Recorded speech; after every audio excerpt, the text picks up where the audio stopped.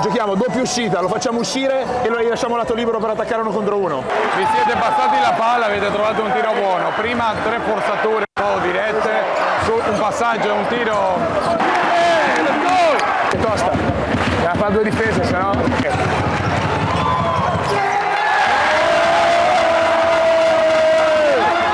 Bravo hermano! L'hai stirato.